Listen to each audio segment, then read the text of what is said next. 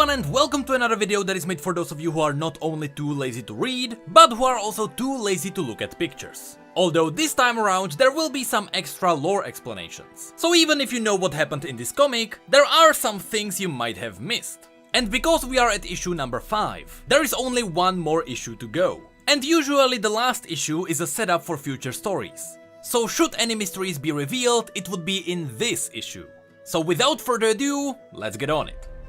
The map at the beginning only shows two places, Necrit in Ionia and then over the ocean, Piltover on the other continents. So it will not be hard to keep track of where things are happening.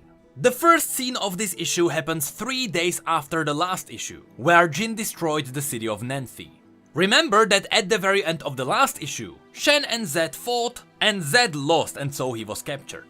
But here Shen mentions that Zed held back when they fought, and he allowed Shen to capture him. Shen knew this because Zed did the same thing when they were young, that's when they were trying to catch Jhin.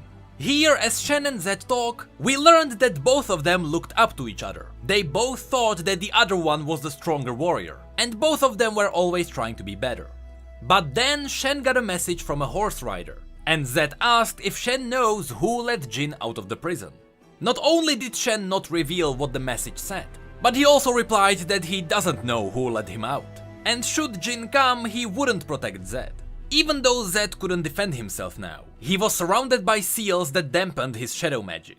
It seems like after their last fight, Shen was being swayed a little. And now, out of nowhere, Shen offered to work together with Zed again, but under the condition that Zed tells him what really happened to his father. And as Zed started his explaining, you can notice the seals on the walls. These are the seals that prevent Zed from casting shadow magic. Zed explained that he wanted to fight back the suffering the Noxian invasion brought. But Master Kusho didn't understand, and he tried to stop Zed. But Shen knew that was a lie. And that's when the comic reveals a little bit of a strange twist. It revealed that Shen was the one who was sneaking out, training soldiers and attacking the enemy, while Zed stayed in the temple, covering for him. So it wasn't just Zed who wanted to fight back the invasion.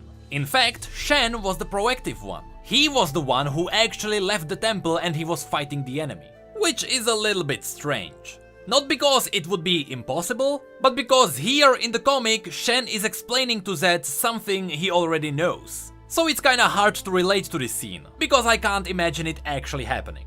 One thing to note, you can see the soldiers Shen is fighting here are clearly Noxian, because you can find this Noxian armor all over Universe, other comics and even Legends of Runeterra. Also notice that because Shen is far away from being the Eye of Twilight, you can notice he's using a random bone blade. But anyway, after Shen decided to explain this story to Zed, which Zed clearly already knew about, Shen snapped, and he demanded to know what really happened back then in the temple. And that's when Zed started revealing the truth. Or so we think. Zed said that he was jealous of Shen, because as Shen's father, Master Kusho only cared for his son. But Shen didn't buy this lie either. Shen knew this was what people said about Zed, and Zed simply pretended that was the case. But after Shen wasn't convinced yet again, Zed started losing patience. Shen wanted Zed to tell him it wasn't his fault, and that it was all just an accident. But Zed insisted it wasn't. Master Kusho was right that the balance and the entire purpose of the Kinko would be tainted by the upcoming war. And in time, the entire Kinko order would be just another warrior clan, full of assassins and mercenaries.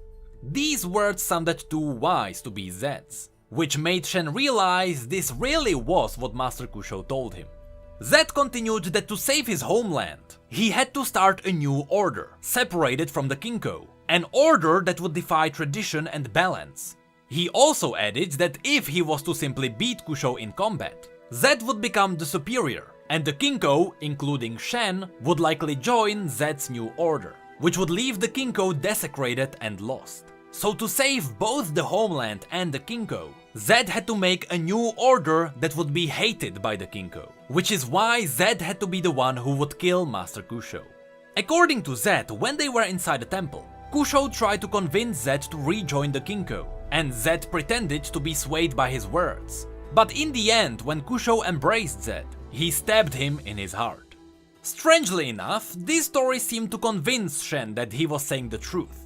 Although I think that Zed was lying here too. There must be more to what happened to Master Kusho. Or at least I was expecting a way bigger plot twist. I really don't think that Zed had to kill Master Kusho in order for the Kinko to hate him. He could have done anything to him. He could have beaten him bloody, he could have whipped him, he could have peed on him. That would likely make the Kinko mad as well. But killing the Master seems to be a little bit too much. But again, I still think that here Zed was lying as well. And who knows, maybe Kusho is actually alive, but he's hiding somewhere in the temple. Maybe in reality Kusho understood what Zed was trying to do, and now Kusho is pretending to be dead. And actually I would love it if this was the champion that refused to die. But anyway, back to the comic. As I said, this story seemed to make Shen soft. Although, since Shen didn't react to the story at all, maybe Shen also doesn't believe that is the truth. But either way, Shen released Zed from the chains, and he ordered Zed to help him capture Jhin, not kill him. Because despite what Jhin had done, Jhin didn't threaten the balance between humans and spirits. And so, Jin's life was not theirs to take. If Zed wanted to help, that was the price he had to pay. Shen wouldn't grant him the redemption he wanted, and he wouldn't let Zed die thinking that he was right and Master Kusho was wrong. In the next scene, the two started working together again, and Shen even revealed that the message was from Akali. Jhin left the continent, and he was heading towards Piltover, and Akali already traveled after him. And then the comic cuts to Akali in Piltover. And here we got a really cool reveal, which we actually already knew about, because this was explained in an Ask Riot post quite a while ago. Even though in-game all the champions can understand each other, you have to remember there are different languages in Runeterra. And so, since Akali is an Ionian and she traveled to Piltover, most people in Piltover won't understand her. And so they have to find a common language. When Akali tried to buy a map of Piltover, she found out that most people here spoke Noxian, which Akali could thankfully speak as well. As Akali traveled through the city, she started investigating where Jhin could be. Her main lead was that she was asking for a masked man, and thankfully some people knew who she was talking about. This led her to a pub, where Akali played a game of tell stones with the barkeeper. You can see the stones on the table here. And since she won, the guy told her that the masked man was doing some kind of performances here, and he did it all for some shipping cabal. These performances were meant to scare a bunch of merchant clans.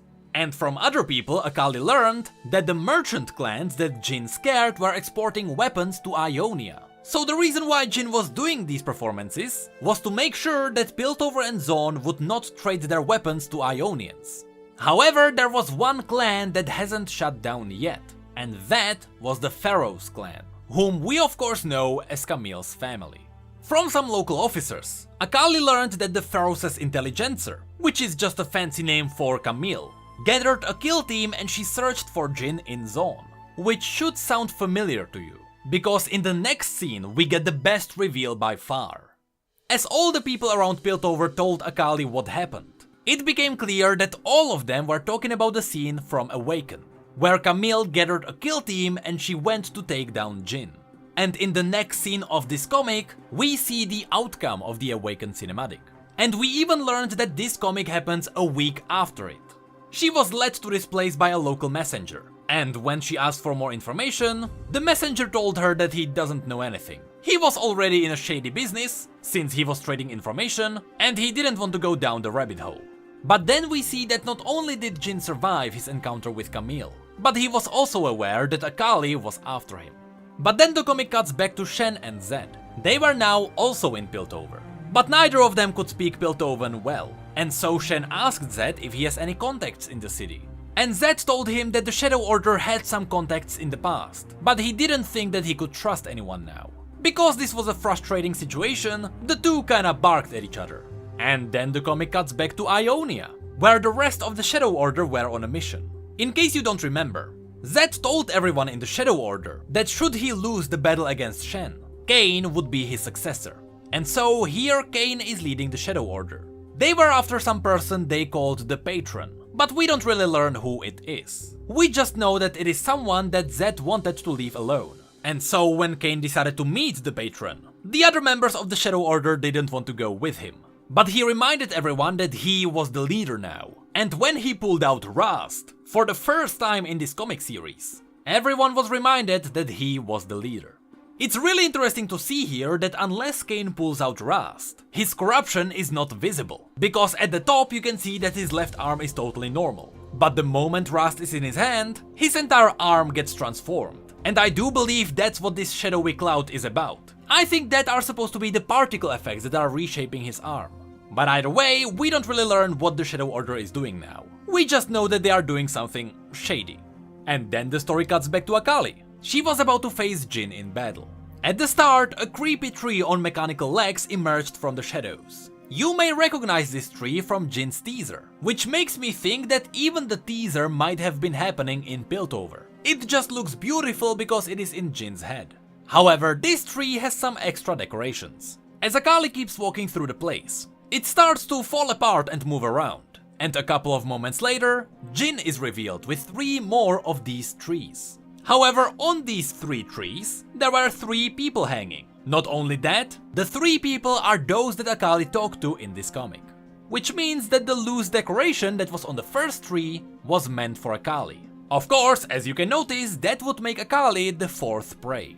But anyway, as all the trees and the mechanical legs reveal their hidden harpoon guns, the battle begins. With some clever tricks, Akali is able to stand on her legs for a while, but with some cleverly planned explosions, eventually Jhin managed to knock Akali down. Then he had a quick speech talking about Akali's weapons. Akali's daggers were her signature, and so it would be poetic if Jhin took her down with the same weapon. However, he called Akali's techniques uninspired, because they lacked the cruelty needed for real art. And so together they would make something beautiful. But then the comic cuts back to Shen and Zed. They were catching up with Akali, and it was because of the help of a local Vastaya. This is a clever callback to what Zed said at the beginning. He mentioned that there was a group of Vastaya that helped the Shadow Order in the past, so we can assume this was one of them.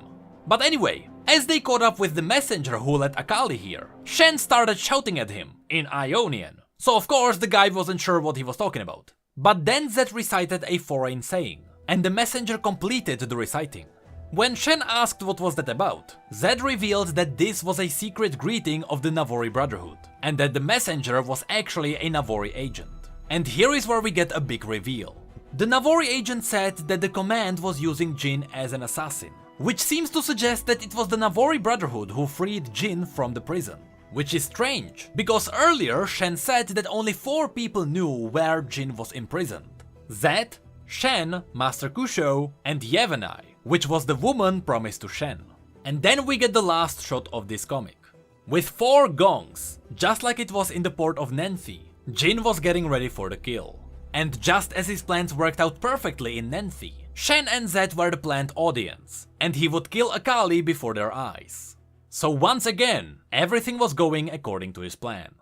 And that leaves us open for the last issue. I have no idea what's going to be revealed there, but in this issue we had 3 big plot twists. The first one was the reveal of the mystery of Master Kusho. To be honest, this was the weak part of this comic. I truly hoped there would be a massive plot twist. And if the reason for Master Kusho's death was really that Zed just wanted to make the Kinko hate him, that's not really a good plot twist. But then again, Zed is always lying to Shen, so maybe the real truth is different. The second mystery here was who freed Jhin, and I actually like this one. It seems to be revealed that he was freed by the Navori Brotherhood, which is a group of Ionians who were tired of sitting around, and they decided to fight back Noxians on their own. Although that makes me question why did they not want weapons in Ionia. After all, it was also revealed that Jhin started murdering people in Piltover to scare people from trading weapons to Ionians. Maybe the Navori Brotherhood wanted to be the only strong community in Ionia, and maybe they wanted the other Ionians to rely on them. But that's something that will be probably talked about in the last issue. And lastly, and probably my favorite reveal, is that the Awaken cinematic was confirmed to be canon. Or at least the part with Camille and Jhin has become canon. Which means that in the future, Sion will probably appear in Ionia. And there they will attack a small village that is currently hiding Riven, and Riven will be taken back to Noxus. So right now, I am excited to know how these stories will get to these points. It means there will likely be another invasion of Ionia, and Irelia, Kennen, Yasuo and even Karma will work together. But what I really wonder about is, why does Riven look like a raccoon? Hey, Did you know that we have social media and Twitch where we talk about other league facts and stories? And did you know that we have neat mugs and shirts too? The links to all of that will be below. And as always, thank you, come again.